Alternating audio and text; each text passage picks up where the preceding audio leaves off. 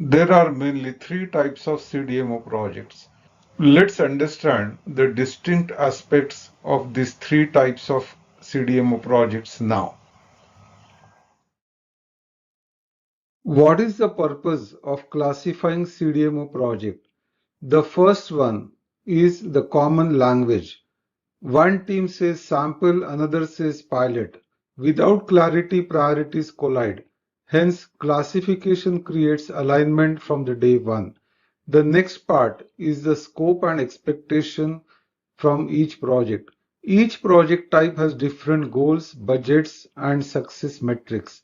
Setting those upfront prevents the escalation and challenges later. The risk-based planning also differs when complexity rises, hence the oversight should follow. It's project management by design and not by default. And the decision-making process authority evolves with scale. This awareness keeps approvals efficient and compliant. So clear classification builds the clarity before chemistry begins. There are three project types. Each archetype has its own heartbeat. Sample projects move fast, kilo projects prove the depth, and commercial projects help to sustain reliability. Ownership of these projects also shifts from business development to operations, which reflects how responsibility matures with scale. And the decision drivers evolve too. Early speed gives the way to stability, then kilo and development projects help for sustainability, and commercial projects help for the long run business, compliance, and continuity.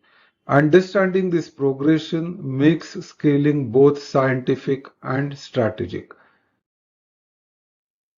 What is the management focus across project types? In a sample delivery project at the lab scale, agility rules the day. Presentation speed and responsiveness build early confidence in customers' mind, and since it is in a small batches, even small delays are felt large. The kilo lab focus is mainly as the production grows, attention shifts to numbers. There is a more focus on yields, cost of the product, and reproducibility consistently and with regular compliances. This matters more than the creativity which is in a sample phase. The commercial focus is far broader than other two. At full scale, reputation rides on routine. Governance, QA, and audit readiness take center stage, tuning execution discipline into the brand value. The cross-cutting theme of these are the bigger the scale, the tighter the control net. Processes, oversight, and reviews expand in proportion to consequence. Hence, every project type demands a different management temperament when it comes to CDMO business.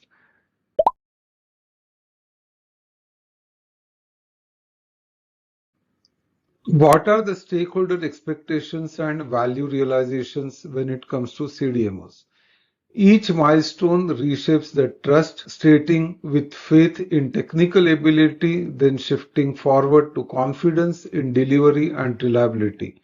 Every success of the CDMO quietly raises the next expectation. Then internal teams like early R&D thrives on experimentation. But as the project matures, precision takes over. Managing that shift and expectation keeps creativity and discipline alive and intense. The next focus is on finance and procurement by the customer. When variability drops, predictability grows, and that's when finance team steps in for the cost of the product and the expectation of stable budgets and procurement gains with clearer forecasting power.